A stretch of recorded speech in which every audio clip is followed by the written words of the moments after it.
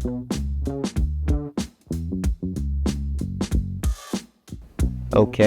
hello everyone.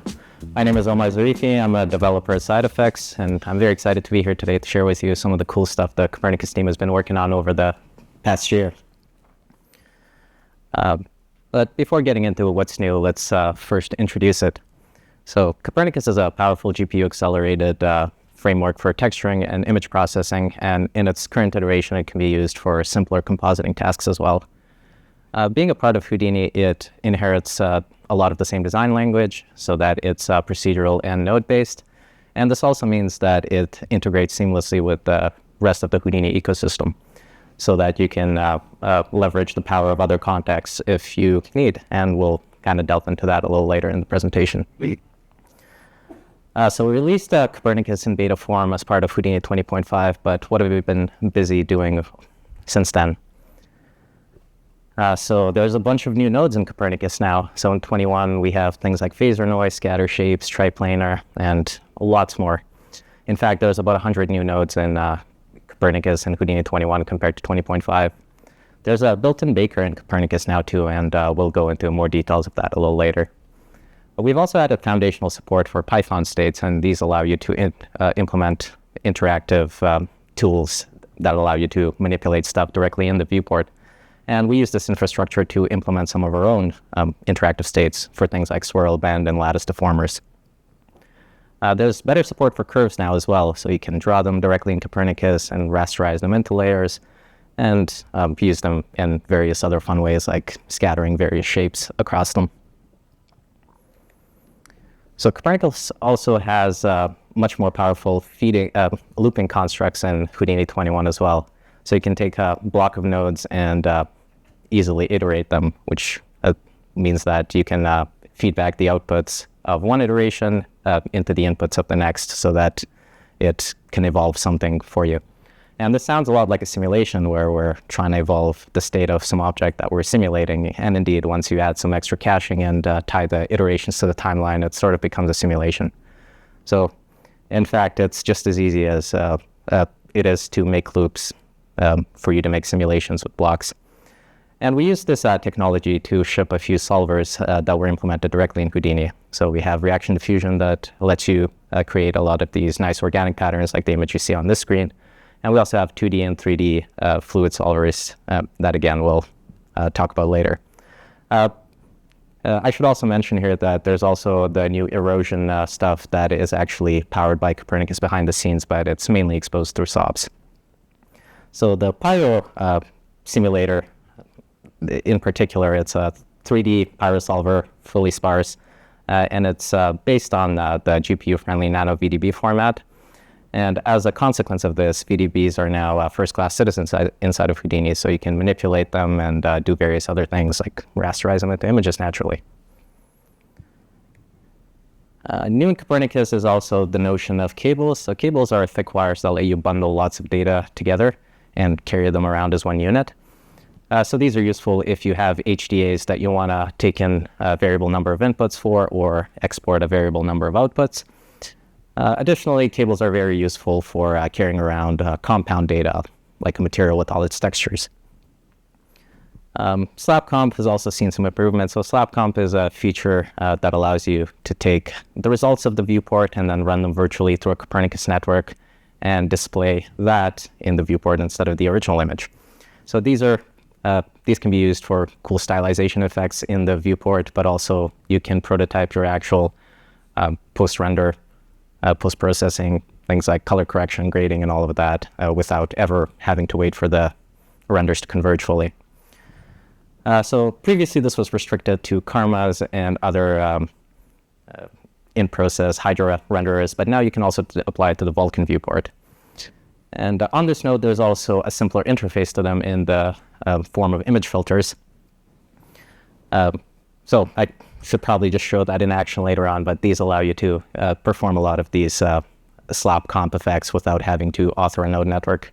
There's also a few other quality of life improvements, things like being able to invoke a live render directly from COPs and also apply it in the render gallery. So I've given you a high-level overview of some of the key new additions, but that would be too much to go into detail into all of those. So what I'll do is I'll restrict myself to these 3 categories and provide you a little more details. So without further ado, let's begin with baking and texturing. So baking is the process of capturing geometric details from some detailed mesh and baking them down into textures that you can then assemble into materials that you can apply to a low resolution proxy to approximate the original geometry. So the bowls on the slide sort of demonstrate this. This is using the exact same geometry really, but the bottom bowl has some displacement maps that were baked out from a high resolution geometry that had all of those decorative elements. And we can now reproduce them in the render without the low resolution proxy having any polygons from them. So let's see this in action. The minimum amount of stuff you need to perform baking is the high resolution mesh you want to bake down, as well as the low resolution proxy that you want to bake down too. So here we begin by loading these 2 meshes, and you can see by the brief pause how much heavier that high resolution mesh is compared to the low one. And once they're loaded, what we'll do is just add some tangent frame attributes. These are required for transforming vectors from world space to tangent space downstream.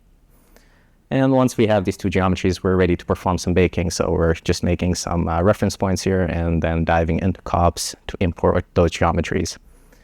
So once we import them in here, we can plug them into the baker, and that will produce some results for us. So you will see in a second that the baker has a bunch of these fixed outputs, and these are all the built-in layers that it can produce for us. So we can see the result there. It's all flattened out, but it's much better to visualize that on the geometry itself. Oops. Sorry, let me pause this for a sec.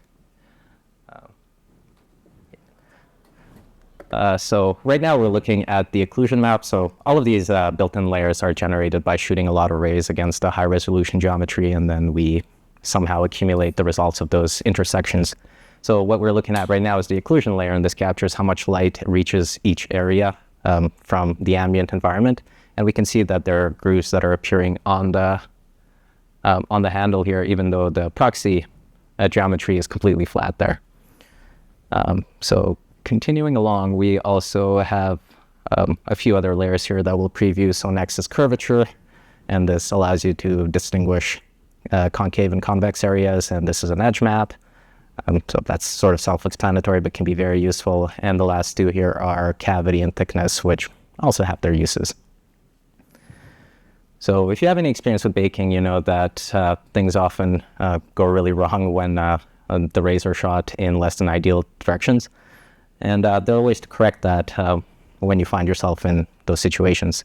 So here we have an example where that selected part of the geometry has this group texture that's not really being represented in the baked texture. So what we're doing here is enabling a cage mesh, and that's a common way to correct this. And now we see that it sort of appears there. It might be a little hard to see on here, but maybe if I flip between them, it'll be a little easier. So if we focus on this area, we see that there's those grooves here, but before the use of cage mesh, it was completely flat. We could probably use some more resolution to capture that in finer detail, but this sort of demonstrates it. So in this case, we're just using an automatically generated cage mesh, but if you need extra control over that, you could always plug in a manual one. And if you need to only correct these intersection errors in some parts of the geometry, there's a skew map input that you can use for that purpose. Okay, so let's see an example of color texturing, and that can be done in Houdini. So here we're just using this reaction diffusion solver that I mentioned earlier, and it created this kind of cellular stripy pattern for us that we want to apply on our gun. So we're just sampling this texture with triplanar projection, and then that's how it looks on the gun. We see that it's a little larger than it looked in the texture, so not quite what we want. We're going to play around with the parameters, and here we're actually going to see the results of that live update on the gun itself. And once we're happy with the pattern that we've generated, we sort of reset the simulation there, start it over. Then we can stash that, and that'll be saved for us to use in downstream networks. Okay, so I alluded to the fact that you can leverage the power of other contexts, and here we see some of the things you can do in SOPs. So we made that somewhat simple skin for this, but it's currently being applied to the entire geometry, and what we want to do is vary it a bit. So what we're doing here is taking it back to SOPs and painting an attribute on the geometry, and this will be just a 0, 0, and 1 attribute in this case, so basically grouping a part of it that we're interested in. And the idea here is that we're going to use this mask to apply different material in these parts of the gun.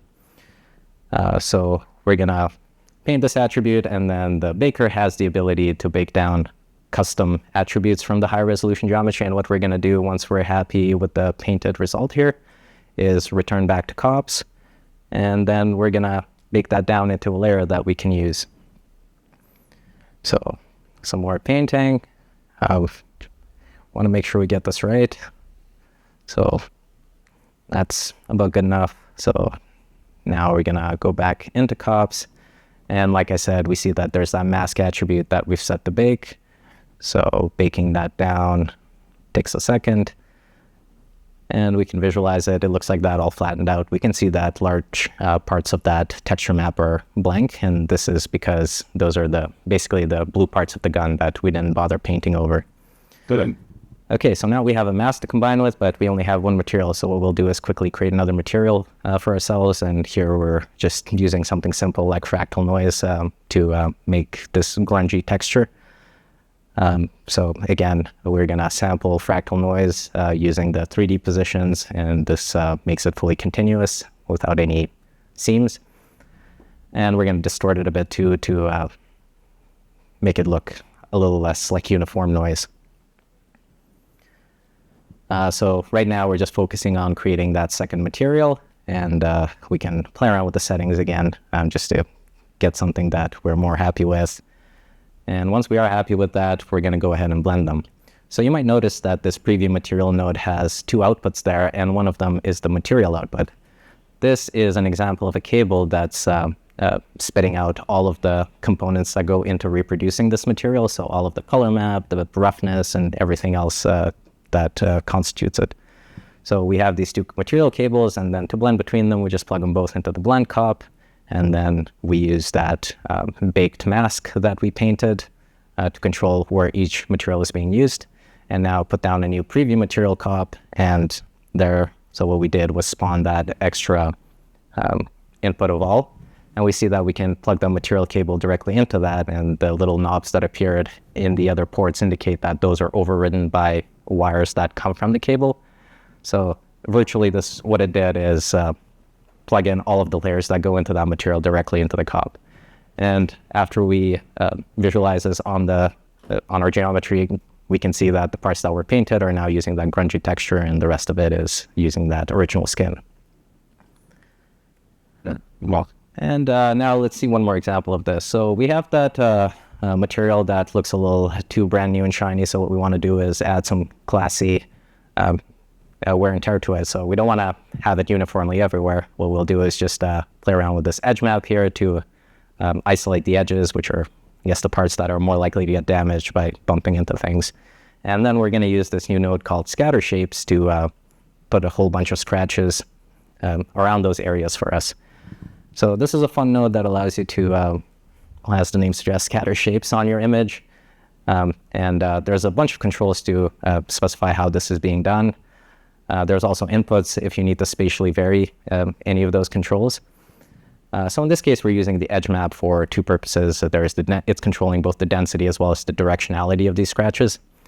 So by default, we saw that it's using stars as the stamps, which don't look like scratches very much. So what we're doing here is creating a line, and then we're spending some time massaging that into a scratch-looking thing. So in this case, we're going to end up just using one variant of a scratch, but you could have a bunch of these, and then the scatter shapes operator will kind of randomly select it and scatter that all over the place. And you can use up to 8 of them if you'd like. So now we see that it's using those scratches, and it's we don't have enough resolution, so bump that up to 2K. And now we see that it's a bit sharper, and we're just going to play around with it a bit, randomize the orientations and all that. And once we're happy with this, we're not going to bother making a full material with the scratches. All we're going to do is take the material that we previously made and then isolate some of the layers that we're interested in and add the scratches to those. So any minute we'll be happy with the scratches. Just a feeling like 10%. Exactly.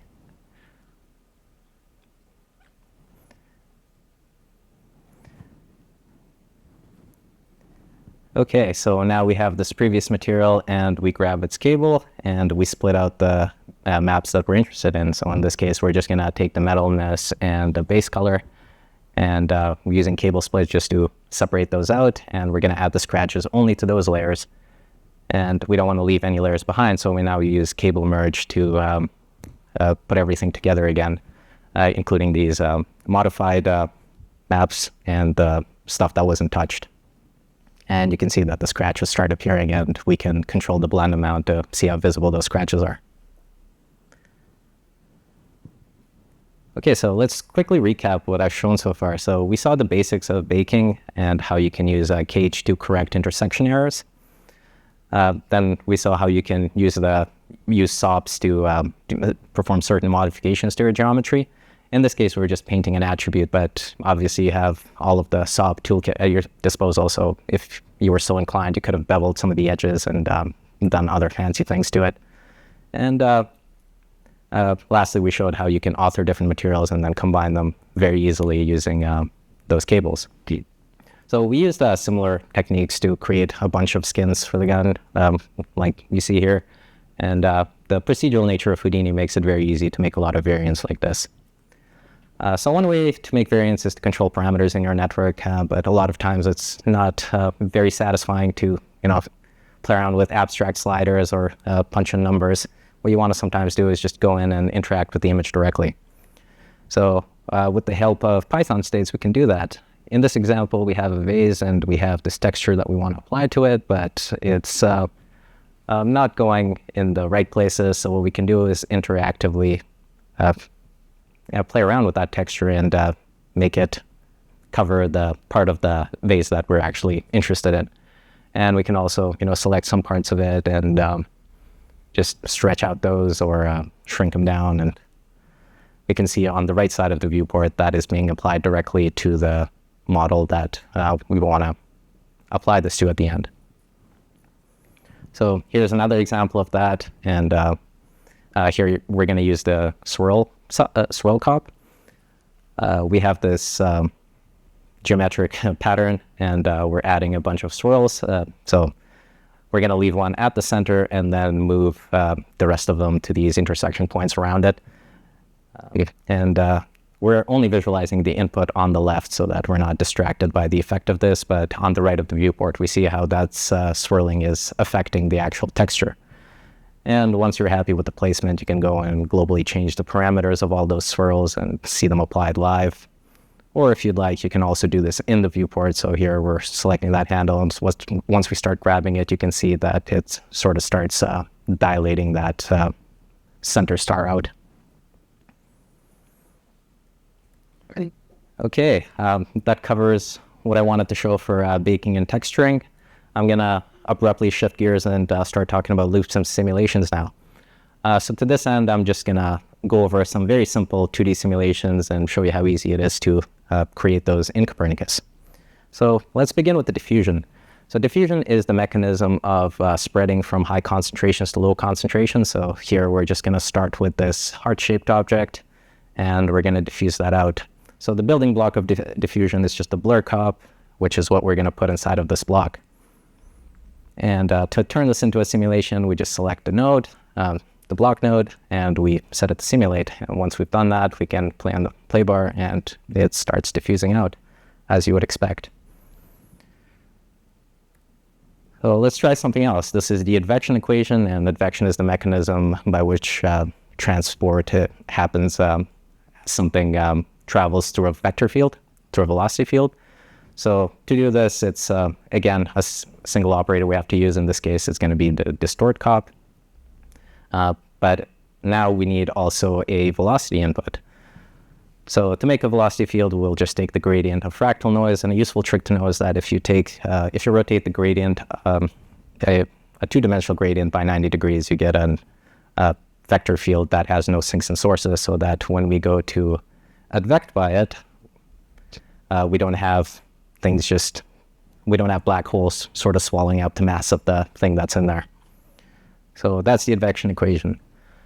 Now both of these, namely both blur and distort, actually have a strength parameter that you could animate. So you could easily argue that this is completely unnecessary. Why wouldn't I just animate that? And that is completely true in those cases. But suppose now that you want to solve the advection diffusion equation where these two mechanisms work in tandem. Well, in that case, you can't just animate a parameter. You actually have to make sure that these two operations are interleaved at the right frequency. So here's where we actually need a block. And starting with our advection equation from the previous example, now to make that into advection diffusion, all we have to do is put a blur cop in there. And we see that it's still moving around, but now it's also diffusing outwards and getting softer. Okay, now let's look at reaction diffusion. Thankfully, we shipped the solver, so I don't have to show you how to build it from scratch. But I will note that this is an HDA, so you're free to dive inside of it and inspect its innards. So we're just going to start with a small activation region and then let the solver do its thing. So I'd like to bring your attention to this live simulation toggle that we just enabled. So this is a new feature in Houdini 21, and it allows you to run simulations disconnected from the timeline. And this is very useful for something like reaction diffusion in particular, because often you don't really care about treating this as a simulation. What you want to do is just kind of let it do its thing, and then once you're happy with the results it produces, then you're going to stash that somewhere and use that. So how does this work in action? Well, we've turned on that live simulation, and once we start running it, we can see that the simulation starts proceeding, but the timeline is fixed at frame 1. And as the simulation is going on, we can change parameters and see them affecting things live. So right now we're changing the scale of things and the various feed and kill ratios for these chemicals that are in there. We also have two different models. So the previous one was the Gray Scott, and this is the Kenjiro Magnu, and it produces different types of cellular patterns. So in this case, we only showed how you could play around with the parameters, but you can also, as you can see by the number of inputs on here, spatially control some of these things. So if you wanted these cells to be bigger in the center, you could do that by plugging in a ramp into the appropriate input. Okay, so far we talked about diffusion, then advection diffusion, then reaction diffusion. So the completionists among you might wonder, what about advection reaction diffusion? Well, you see that there's a block, that the reaction diffusion also comes in a block form, just like the base block that we started with. And this makes it very easy for us to modify and inject custom logic into the solver. So in this case, once again, we're going to start the simulation, and then to add the advection to it, again, we're going to rely on this distort cop. So let's put a distort cop in there, and again, we need a vector field to advect by. In this case, we're going to use the gradient, not of a random fractal noise, but of a concentric ramp, and this will give us a simpler rotational field. And once we hook everything together, we can now feed that in the block, and that starts applying. You see that as the reaction diffusion is happening, now things are also kind of swirling around the center. I've tortured you enough with my programmer art, but if you're artistically savvy, you can do a lot cooler things with it, like this disturbing looking growth pattern. Okay, let's talk about some fluids now. So this is Flow, our 2D solver that's implemented in Copernicus. We're just starting with this hyperbolic tile or colorful image, and now we're basically making a hot region there. So this circle represents the area that we want to start hot, and we plug that into the temperature, and as we know, hot gas rises, and that starts going up. So right now it's just it's rather laminar. What we could do is add some noise to it to kind of make it more interesting and do some random things. So to that end, we just have this fractal noise, and we can, at every time step, add some noise to the velocity field of the simulation. In this case, it ends up dominating everything because the amplitude is way too high, but we can tone that down, and now we still see that rise from the hot area, but also a lot of random things happening to mix colors together. And the last thing we're showing here is the collision support that we also have for this flow solver. So we just made this text, and once we plug that into the appropriate output, we see that it's the flow kind of has to channel around those layers, around those letters, and the text subtly appears. And you can use the flow solver to do some interesting effects like this. So this is an artist rendition of what Planet Jupiter likes to do in its free time. And this is a really cool motion graphics example where the flow solver was used to drive the motion of these parameters, of these marbles, I mean. You can see that they have coherent motion, they're moving around the same as their neighbors, and nothing is colliding, and this is just by virtue of how fluids behave. And let's talk about the pyrosolver. So there was a presentation right before this by Jeff Gutin, and he covered the pyrosolver in much greater detail, so I'm not gonna talk about it too much, but I will refer you to his presentation if you're interested. This shot here was done with the pyrosolver in COPS, and it's awesome. So, but again, check out Jeff's presentation. Okay, I'm gonna shift gears one final time, and now we're gonna talk about slab comp and image filters. So previously we saw some synergy between COPS and SOPs, where we could paint some stuff on the geometry as we're baking things down. And now we're gonna see some synergy between COPS and LOPS and Solaris, where in the Solaris viewport, we can start using slab comp to stylize the results of it. So we're in Solaris right now, and we just have this little explosion in the viewport. We pin the viewport and make a COP network, and inside of there, just put down a new slab comp block. And the slab comp block is what gets run on the viewport virtually. So the inputs kind of get fed to the block begin, and then they're run through the block, and anything that is at the block end will get displayed. So we put a remap in there, and as soon as we enable it, we see that it's now affecting the look of the viewport. So what are we trying to do in this case? It's basically we want to isolate the silhouette of this explosion, and then get the edges around it so that we can kind of apply the outlines to the original and make it look a little more cartoony. So to that end, what we do is just compute the luminosity of the colors and then threshold that. And now we're using the edge detect COP just to get its outline. The lines are a little thin, so we use dilate to make them a bit thicker. And that sort of looks like what we want from the outlines. We're going to invert that so that the outline itself is black. And this is now a mask that we can use as a multiplicative modifier on top of the original image. And we can see now that that's being shown in the viewport with the outline. So we can change the parameters live in the network, and the viewport will update accordingly. And we can change the network itself too, like we've been doing. So now we're just gonna sort of recolor it a bit, because why not? Make it nice and funky.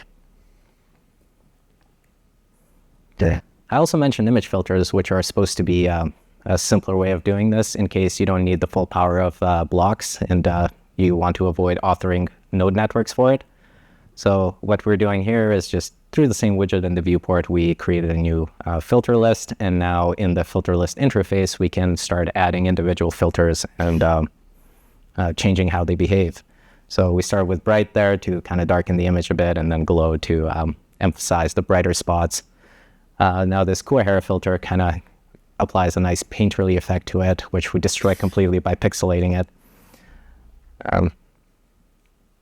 And we just add a few other things, like vignette, and you saw us modifying parameters, but you can also rearrange these. Like if you put the pixelate after vignette, you see that everything is pixelated as opposed to the smooth transition around the edges of that circle. And finally, some chromatic aberration, because that's always cool. And we can pan around in the viewport still, and things will update live and change things as we need. So I'd like to point out again that both of these examples are now done in the Vulkan viewport. So previously you could only do this with your karmas and redshifts and rendermans. I'm not sure how to pluralize it. Yes, sir. So this is a simple example, but in more capable hands, you can do some really cool things with it. Like this was done through COP, so it was physically rendered and then stylized in this manner. So to prototype the network for this, you could use the slapcom functionality, and that way you don't have to wait for any of the renders to ever converge. You can, change frames, change views. Don't have to save anything to files. It's a big convenience. And of course, once you're happy with the look in the viewport, what you can do is just apply it automatically to your USD renders as well. Yeah, that's it for the third section. So there was a lot of material in this presentation that was not prepared by me. So to that end, I'd like to thank the contributors. Thanks to Alex Hamer, Alexander Timissier, Andriy Belichenko, Jeff Guten, Jano Zhang, Scott Keating, and Tom Gaffelli. So these are my colleagues and some collaborating artists. So I should mention at this point that Houdini is or Copernicus is no longer in beta in Houdini 21. So we feel confident enough about it that people can make some truly marvelous results with it. And that's sort of it for me. So I'd like to thank all of you for coming here, and time permitting, I'm happy to take a few questions now.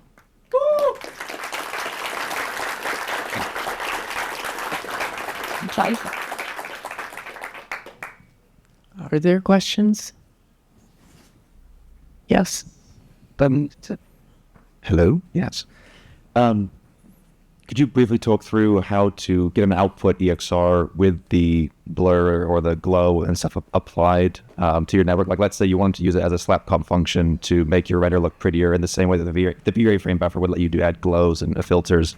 What's the process for getting that to save out to disk for like final delivery? So you're going to be doing all of this in the Solaris context, and there's a node called USD render ROP. So this is the thing that allows you to take it and produce images out of it. So the USD render ROP has a slapcom functionality. So all of these slapcoms that we authored here would appear as options on there. So you could just select them on there, also apply multiple if you'd like. And is there a train going through, or what's this? That's very cool. Okay. Thank you for the question. Here, Bruce. Hi there. Yeah, you showed the pipe functionality to essentially pack multiple node wires into one. The cables, sorry. Is there any plan to make that kind of intrinsic in the UX so it just becomes an automatic drag and drop of the input and output match? Or is it always going to be a node you drop down and pack? So there's maybe you may have noticed how does this work? But like some of these COP networks, if you see this little, sorry, I'm trying to find this. There's this little ear-looking thing at the top, and this allows you to extract all of the outputs of an operator. Awesome. So that's one way to kind of get something that's variadic, and the outputs can also be variadic, right? Like if you have a file cop that could have an arbitrary number of outputs, and this cable will reflect that structure. Awesome. Thank you. Someone else? Oh, Glimpse. Is there? just a sec. So record. It might not be necessary, but is there a capability to take a cable, split out things, or build them out of wires? Is that going to be necessary? Is that ever necessary? And if so, is it there? Yeah, it's definitely necessary. That was one of the first things we had to do, because you need some way to create the cables, right? So yeah, there's definitely different tools for that. And we actually showed one of them. There was that example with the scratches. We used a cable split to separate out some of the wires and then modify them in some ways. And then we used cable merge again to put everything together. So yeah, there are various ways to manage what is in a cable and combine different ones. Cool. In 20.5, there was, I think, an invoke block node that had the iteration count. Has that been replaced by this new live simulation switch, or is that still there? No, that's still there. Yeah, Yeah, these are, I guess these features are a little different because the live simulation is really, it's like there's really no iteration. It's just continuously updates. And that's not something you can do with the invoke block. Might be cool to add that though. It's a good idea.